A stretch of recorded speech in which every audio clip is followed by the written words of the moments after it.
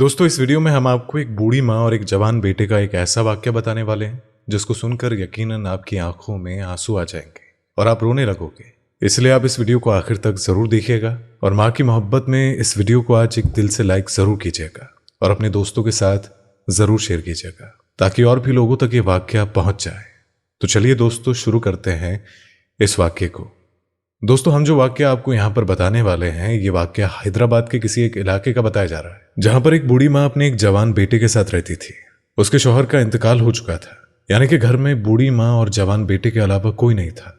बेटा गलत लोगों की संगत में आ गया था और बुरे दोस्तों ने इसको गलत रास्ते पर डाल दिया था, और जिसकी वजह से वो देर रात तक घर से बाहर रहता और हर रोज रात को देर से घर लौटता, जिसकी वजह से उसकी बूढ़ी माँ बहुत परेशान रहती। बूढ़ी माँ ने इसको कई दफा समझाया भी कि बेटा रात को जल्दी घर आ जाया कर, मैं अकेली होती हूं, मुझे खौफ महसूस होता है, हालात ठीक नहीं है और मैं तेरे बारे में सोच सोच कर परेशान रहती हूं।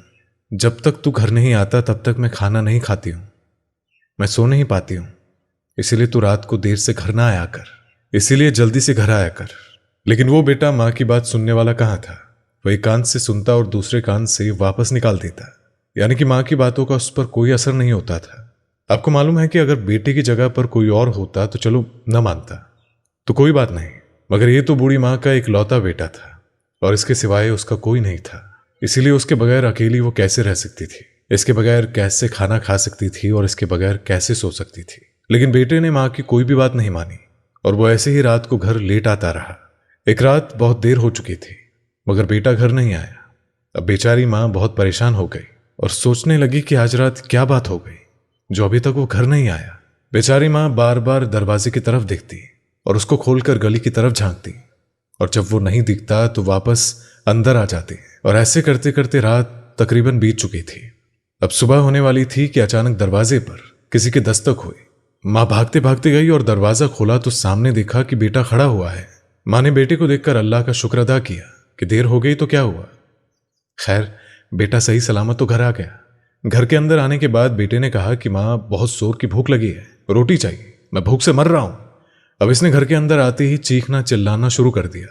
माँ ने कहा कि अच्छा बेटा अभी लाती हूं, मैंने भी अभी तक कुछ नहीं खाया है, पूरी रात बस तेरा इंतजार कर रही थी, लेकिन आज तूने आने में इतनी देरी क्यों कर दी, तू आज कहाँ चला गया था, मैं तेरे बारे में सोच सोच कर पागल हो चुकी थी। तो बेटे ने कहा कि माँ वो दोस्तों के साथ फिल्म देखने के लिए चला गया था और उसके बाद दोस्तों के साथ घूमने निकल गया था, इस वजह से मुझे लेट हो गई। तो माँ ने कहा कि बेटे तू कैसे लोगों के साथ जाता है, उन लोगों ने तुझे गलत रास्ते पर डाल दिया है, इतनी बार तुझे पुलिस पकड़कर भी ले गई है और मैं तेरी वजह से लोगों को मुंह दिखाने के काबिल नहीं बची हूं। मोहल्ले वाले सब कहने लगे हैं कि ये देखो उस बदमाश की माँ है। बेटा कुछ तो ख्याल कर अपनी माँ का, तेरा बाप तो ऐसा नहीं था और तेरी माँ भी ऐसी नहीं है, फिर तू ऐसा क्यों करता है। अब बूढ़ी माँ ने तो अपने बेटे को प्यार से समझाया था, लेकिन उल्टी सीधी फिल्में देखकर और गलत लोगों के साथ में रहकर उस बेटे का दिमाग बिल्कुल खराब हो चुका था और इस वजह से माँ की प्यारी बातें भी उसको कड़वी और जहर के बराबर लग रही थी। वो चाह रहा था कि माँ उसको कुछ ना कहे और चुपचाप उसको खाना खिला दे। इसलिए माँ की बातें सुनकर वो बेटा चीख कर कहने लगा, अब बस कर, ज्यादा नसीहतें मत झाड़ और फालतू की बातें ना कर, मुझको भूख लगी है, जल्दी से खाना दे दे वरना। बेटे का रवैया देखकर बूढ़ी माँ बहुत हैरान हो गई। वो सोच भी नहीं सकती थी कि उसका बेटा उससे इस कदर बात करेगा। तकलीफ के मारे उसका कलीजा फटने लगा। बूढ़ी माँ को गुस्सा आ गया और कहने लगी, वरना क्या क्या कर लेगा तू, मुझको डराता है। उस माँ को तू धमका रहा है जिसने तुझे पाल पोस कर इतना बड़ा किया है। तुझे शर्म नहीं आती अपनी माँ से इस तरह से बातें करते हुए। जा, नहीं देती मैं तुझे खाना, आज भूखा ही सो जा ताकि तुझे भी पता चले। अब इतना सुनना था कि बेटा उसी से लाल हो गया। उसने एक जूता उठाया और अपनी माँ की तरफ फेंक दिया। अब गनीमत यह रही कि वो जूता उसकी माँ को ना लगा, वरना हो सकता था कि बूढ़ी माँ वहीं पर मर जाती।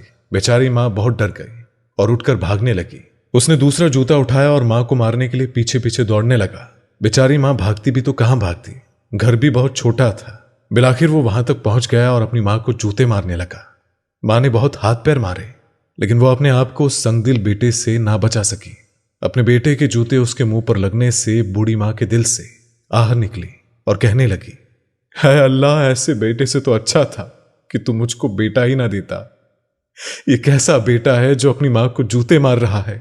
ऐ अल्लाह, तू मुझे मौत दे दे, अब मैं जिंदा रहने के काबिल नहीं बची हूं। ऐ मेरे मौला, आज जो मेरे साथ हुआ है उसको मैं बर्दाश्त नहीं कर सकती हूं। मुझे अपने पास बुला ले।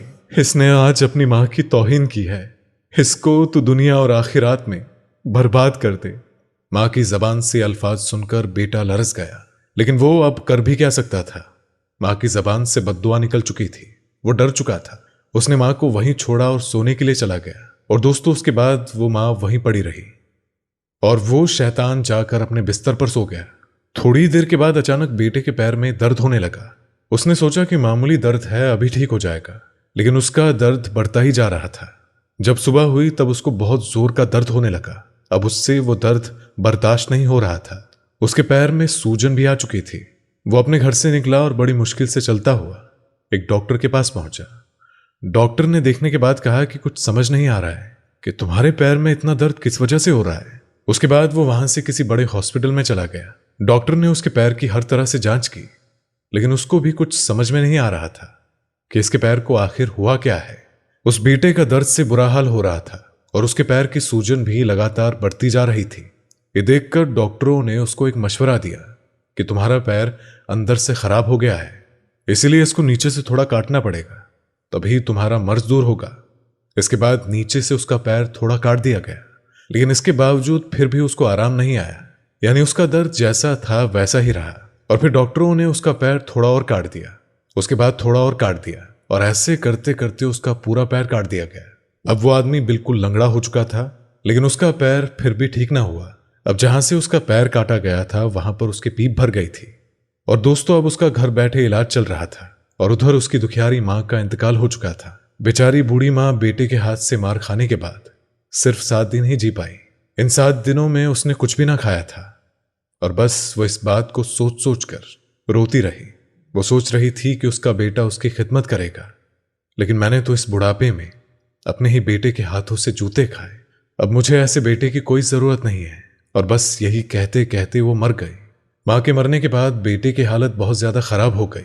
उसकी शादी हुई तो थोड़े ही दिनों के बाद उसकी बीवी उसको छोड़कर चली गई और बच्चे हुए तो वो भी उसके करीब ना आए। उसकी जायदाद पर बेटों ने कब्जा कर लिया था। उसके पास एक दुकान थी, वो भी चली गई। अब इसके पास कुछ भी ना बचा था। अब इसके पास खाने पीने के लिए पैसे ना बचे तो इसने भीख मांगना शुरू कर दिया और एक रास्ते पर बैठकर भीख मांगने लगा। लेकिन लोग इसके करीब ना आते और दूर से ही रोटी फेंक देते, जैसे किसी कुत्ते की तरफ फेंकी जाती है। और लोग इसको देखकर कहते कि ये वही कमबख्त लानती इंसान है जिसने अपनी मां को जूते लगाए थे। और दोस्तों, वो इंसान लोगों के लिए एक इबरत बन चुका था। वो रास्ते पर बैठा रहता और उसके पैर के जख्म से पीप बहती रहती, उस पर मक्खियां भिनभिनाती रहती, जिसकी वजह से वो दर्द से करा रहा था, लेकिन कोई भी उसकी ओर ध्यान से नहीं देखता था। रास्ते पर बैठे बैठे भीख मांगते हुए उसको 4 साल का वक्त बीत गया। एक दिन हैदराबाद में एक बहुत बड़े बुजुर्ग आए जिनका नाम मौलाना अब्दुल शकूरुद्दीन था। मौलाना दीन पूरी रहमतुल्लाह अलैह और एक बहुत ही नेक दिल के इंसान और एक अच्छे तकरीर करने वाले इंसान थे। उन्होंने हैदराबाद में तकरीर की। उसके बाद वो कुछ लोगों के साथ वापस आ रहे थे कि रास्ते में उन्हें वही शख्स मिला। वो एक चारपाई पर बैठा हुआ था और दर्द से कराह रहा था। उसके चेहरे का रंग पीला पड़ा हुआ था और उसके दांत मैले कुचेले थे और वो बहुत परेशान नजर आ रहा था। तो मौलाना साहब उसके पास से गुजरे तो उस आदमी ने बड़ी दर्दनाक आवाज में कहा कि मौलाना साहब, आप इधर तशरीफ लाए, आप मुझे इबरत से देखे। मैं एक शेर था, ये मकान दुकान सब कुछ मेरा था, लेकिन आज मैं इस हालत में भीख मांग रहा हूं। तो इसके बाद उसने अपना सारा वाक्या मौलाना साहब को सुना दिया। ये वाक्या सुनने के बाद उसने एक बहुत जोर से चीख लगाई और वहीं जमीन पर वो गिर पड़ा। उसके बाद उठा और कहने लगा कि हजरत, ये तो इस दुनिया की जिल्लत है, पता नहीं मेरे साथ आखिरात में क्या होगा। दोस्तों, उसके बाद उस शख्स ने इतना कहा और फिर वो जमीन पर गिर पड़ा। उसके बाद फिर उसने अपनी आंखें नहीं खोली और यही कहता रहा कि मौलाना साहब, मेरे नाराज रब को मुझसे राजी करा दीजिए, और जिससे मां नाराज होती है उससे अल्लाह भी नाराज होता है। आज मां की बद्दुआ की वजह से उजड़ कर रह गया हूं। मेरी ये दुनिया बर्बाद हो गई है। मेरी जिंदगी में अंधेरा छा गया है। मां की बद्दुआ ने मुझको बर्बाद करके रख दिया है। और इतना कहते कहते उस लानती बेटे की आंखें हमेशा हमेशा के लिए बंद हो गई। अल्लाह बचाए और अल्लाह सभी को सही रास्ते पर लाए। दोस्तों वीडियो पसंद आई हो तो इस वीडियो को लाइक करें और चैनल पर नए हैं तो चैनल को सब्सक्राइब करने के साथ साथ अपने अजीज दोस्तों के साथ जरूर शेयर करें। तो मिलेंगे आपसे अगली वीडियो में, तब तक के लिए अस्सलाम वालेकुम, खुदा हाफिज।